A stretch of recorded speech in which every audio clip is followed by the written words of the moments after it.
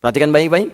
Arba'an qabla dhuhri, rumusnya 4 rakaat sebelum zuhur. Raka'ataini ba'daha, 2 rakaat setelahnya. 4 tambah 2, 6. Raka'ataini ba'dal maghrib, 2 rakaat setelah maghrib. Tambah 2, 8. Raka'ataini ba'dal isya, 2 rakaat setelah isya, 10. Raka'ataini qabla fajri, 2 rakaat sebelum fajar. Jadi 12. Anda kerjakan itu, buniyalahunna baitun fil jannah. Bunyalahu bihinna baitun fil jannah. Dia akan dibangunkan satu rumah, satu istana di surga untuknya. Bismillahirrahmanirrahim.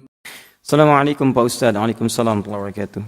Jika kita mengerjakan salat rawatib, jika Anda mungkin ya 12 rakaat akan diberikan istana di surga. Dalilnya Tirmidzi nomor hadis 414 dari Ummu Habibah radhiyallahu taala anha, "Man shalla 12 raka'atan," siapa yang salat 12 rakaat fi yaumin wa lailatin, dia kerjakan di siang sampai malam mengiringi salat fardunya. Perhatikan baik-baik. Arba'an qabla dhuhri, rumusnya 4 rakaat sebelum zuhur. Bisa kerjakan 2-2 atau langsung 4 boleh. Anda kerjakan langsung 4 rakaat, langsung 4 itu boleh. Tapi kalau kondisinya tidak memungkinkan, misal belum orang terbiasa mengetahui 4 rakaat sebelum zuhur, tahunya 2, maka Anda kerjakan 2-2, 2 rakaat, 2 rakaat. Dikhawatirkan ketika kerjakan 4 dapat penilaian berbeda dari orang lain.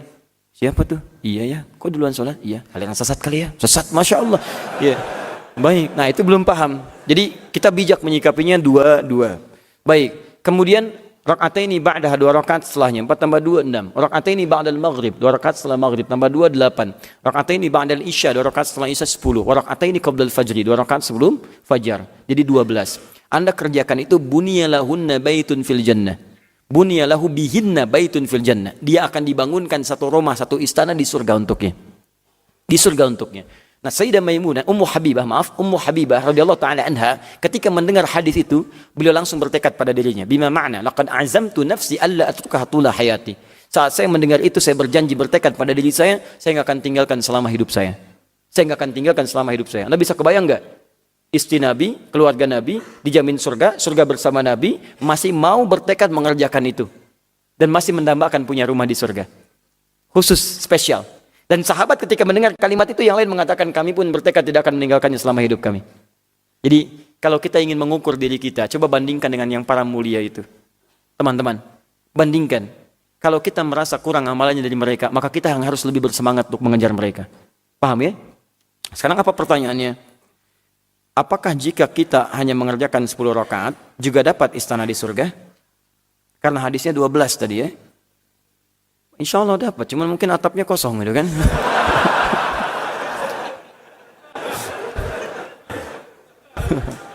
Allahumma shalli ala Muhammad. Katakan tadi bangunannya tuh, ada pondasinya 4 rakaat sebelum zuhur kan, 2 rakaat setelahnya ada bidang-bidangnya, 2 rakaat kemudian setelah maghrib ada bagian lainnya, rakaat ba'da isya ada gentengnya, rakaat sebelum subuh ada bagian keindahan ornamennya itu kan. Kalau ilustrasi demikian. Misal, karena di masjid, nah ini dia poinnya, karena di masjid lingkungan saya jarak antara adzan zuhur ke iqamah pendek sekali, sehingga ketika qabliyah zuhur hanya bisa dikerjakan 2 rakaat, tidak bisa 4 rakaat. Teman-teman, berita baiknya bagi Anda di Al-Bukhari dari Abu Hurairah radhiyallahu taala anhu. Beliau menyampaikan, lihat, qala Rasulullah sallallahu alaihi wasallam, satu kali Rasulullah sallallahu alaihi wasallam bersabda, "Idza maridal 'abdu aw safar, kutiba lahu mithla ma kana 'alaihi muqiman sahiha."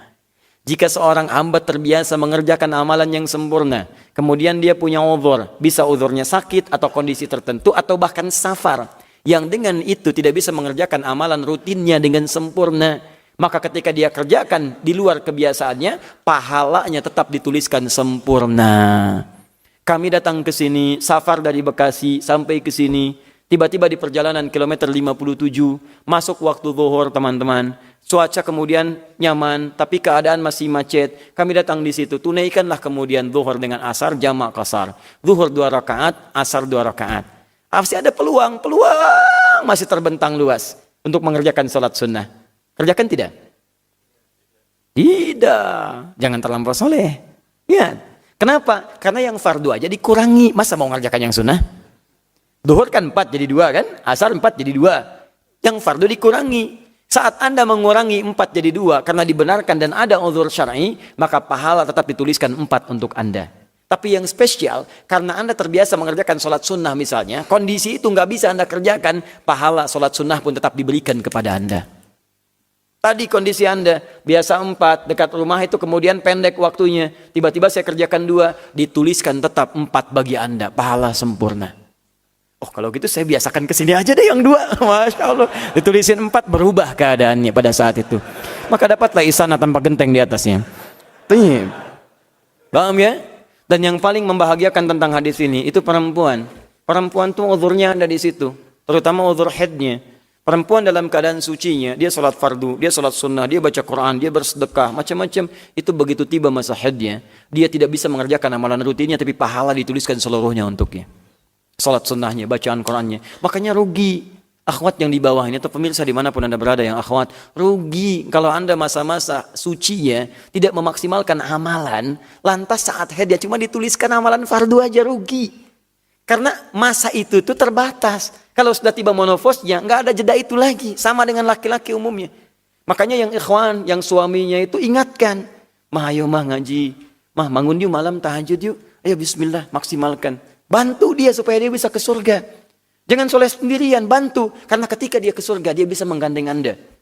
Dengan bagian-bagian kemuliaan itu. Ada di Quran surat 13, ayat 23-24-nya. Anda bisa dapatkan itu. Jadi kalau Anda kompak kerjasama dan paham bahwa istri Anda itu mitra yang menyempurnakan untuk ke surga, kita bisa memperlakukan dengan luar biasa indahnya.